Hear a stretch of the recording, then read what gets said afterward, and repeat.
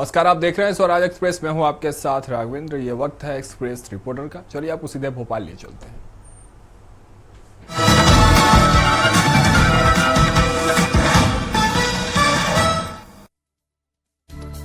मध्य प्रदेश में किसानों से समर्थन मूल्य पर मूंग और उड़द की खरीदी को लेकर सियासत जारी है।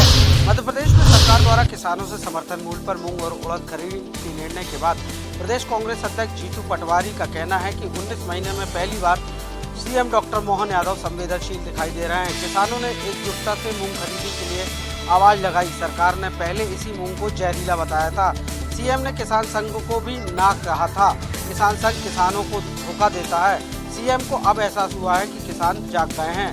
जीतू पटवारी ने कहा कि गेहूं धान के रेट पर सवाल उठाए और उन्होंने कहा कि अब तक 3100 रुपए धान, 2700 रुपए गेहूं और 6000 रुपए सोयाबीन का क्या होगा, इन सभी पर मुख्यमंत्री संवेदनशील दिखाई दे रहे हैं। गौरतलब है कि मध्य प्रदेश सरकार ने किसानों को राहत देते हुए ग्रीष्मकालीन मूंग और उड़द की फसलों की सरकारी खरीदी के लिए 19 जून से पंजीयन प्रारंभ करने का फैसला भी लिया है। एक और जहां समर्थन मूल्य पर मोहन यादव सरकार ने पंजीयन की तारीख 19 जून बढ़ाने का फैसला किया है, वहीं पहली बार कांग्रेस का कहना है कि मुख्यमंत्री संवेदनशील इस मुद्दे पर नजर आए। एक्सप्रेस रिपोर्टर के लिए भोपाल से कुमार संदीप।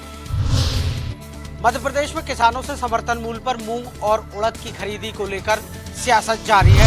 मध्य प्रदेश में सरकार द्वारा किसानों से समर्थन मूल्य पर मूंग और उड़द खरीद के निर्णय के बाद प्रदेश कांग्रेस अध्यक्ष जीतू पटवारी का कहना है कि 19 महीने में पहली बार सीएम डॉक्टर मोहन यादव संवेदनशील। अहमदाबाद प्लेन हादसे में जान गंवाने वाले आर्यन का शव आज उसके गांव लाया गया, जहां उसका अंतिम संस्कार किया गया। ग्वालियर के जिक्सौली गांव में रहने वाला आर्यन राजपूत अहमदाबाद के बीजे मेडिकल कॉलेज में एमबीबीएस की पढ़ाई कर रहा था।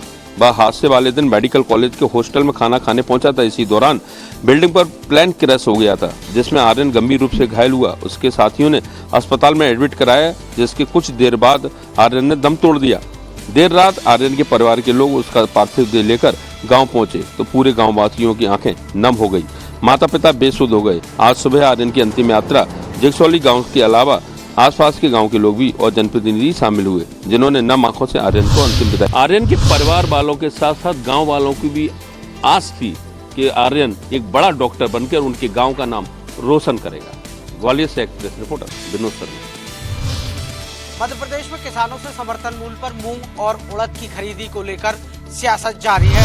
मध्य प्रदेश में सरकार द्वारा किसानों से समर्थन मूल्य पर मूंग और उड़द खरीद के निर्णय के बाद प्रदेश कांग्रेस अध्यक्ष जीतू पटवारी का कहना है कि 19 महीने में पहली बार सीएम डॉक्टर मोहन यादव संवेदनशील दिखाई दे रहे हैं। किसानों ने एकजुटता से मूंग खरीदी के लिए आवाज लगाई। सरकार ने पहले इसी मूंग को जहरीला बताया था।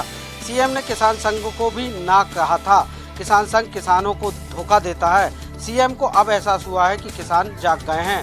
जीतू पटवारी ने कहा कि गेहूं धान के रेट पर सवाल उठाए और उन्होंने कहा कि अब तक 3100 रुपए धान, 2700 रुपए गेहूं और 6000 रुपए सोयाबीन का क्या होगा, इन सभी पर मुख्यमंत्री संवेदनशील दिखाई दे रहे हैं। गौरतलब है कि मध्य प्रदेश सरकार ने किसानों को राहत देते हुए ग्रीष्मकालीन मूंग और उड़द की फसलों की सरकारी खरीदी के लिए 19 जून से पंजीयन प्रारंभ करने का फैसला भी लिया है। एक और जहां समर्थन मूल्य पर मोहन यादव सरकार ने पंजीयन की तारीख 19 जून बढ़ाने का फैसला किया है, वहीं पहली बार कांग्रेस का कहना है कि मुख्यमंत्री संवेदनशील इस मुद्दे पर नजर आए। एक्सप्रेस रिपोर्टर के लिए भोपाल से कुमार संदीप।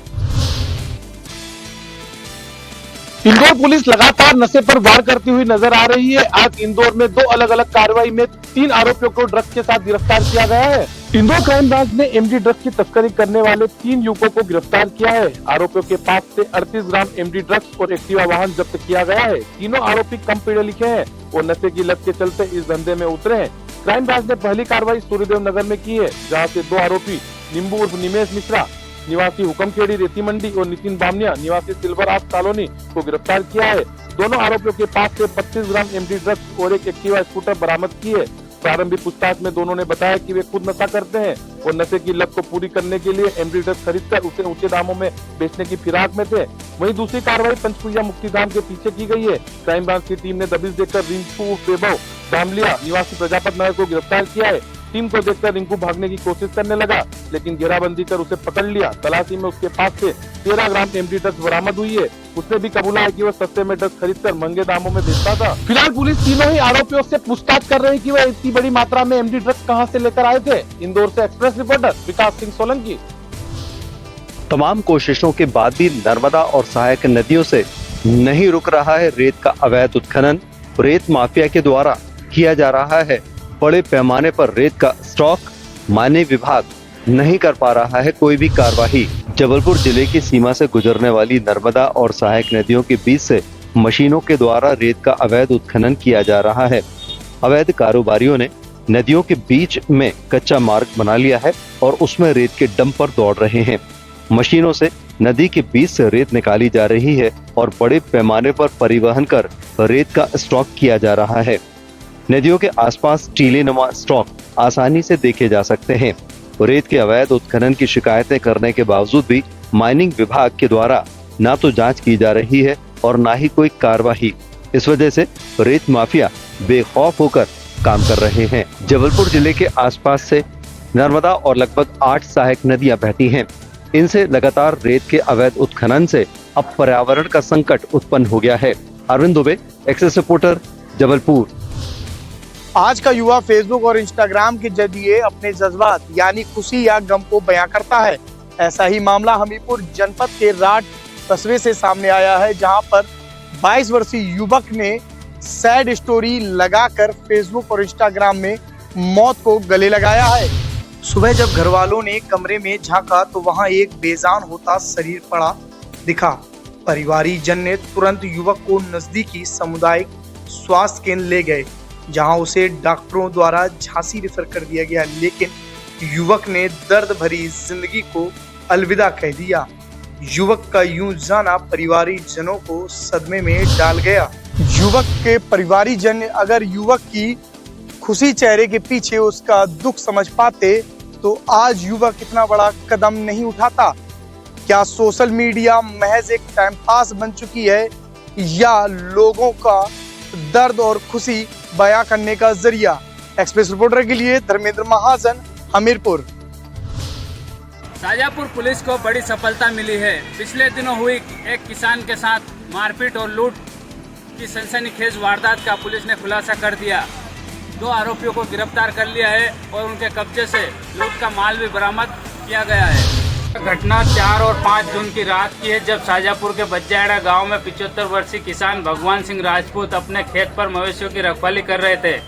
तभी 3-4 अज्ञात बदमाशों ने न सिर्फ बुजुर्ग किसान के साथ बेरहमी से मारपीट की, बल्कि उनसे 14,000 रुपये नकद और एक मोबाइल फोन छीन लिया।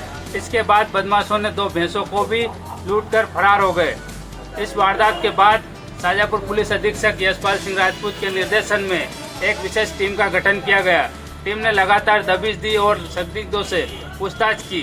मुखबिर से मिली सूचना के आधार पर पुलिस ने 2 साथी आरोपियों को दर दबोचा।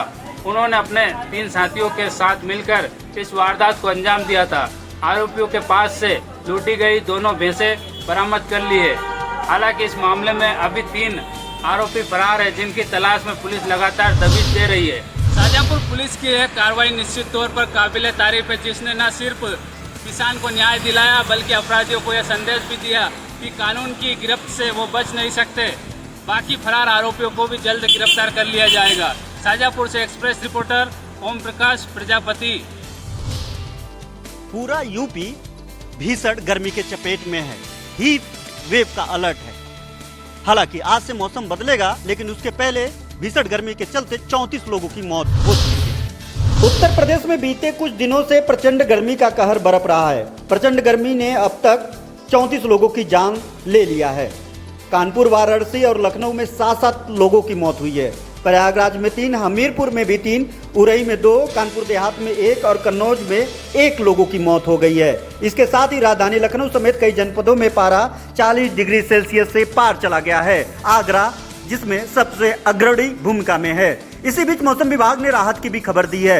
मौसम विभाग के अनुसार लखनऊ समेत ज्यादातर जिलों में 15 जून के बाद बारिश का पूर्वानुमान है। साथ ही 17 तारीख से बिहार में मानसून के सक्रिय होने की भूमिका बन रही है, जिसका लाभ उत्तर प्रदेश के कुछ हिस्सों को मिलने वाला है। कल कल गोरखपुर और बस्ती क्षेत्र में हल्की सी बारिश दर्ज की गई थी, जिसमें मौसम यू टर्न लिया और हल्की राहत देखने के लिए मिली।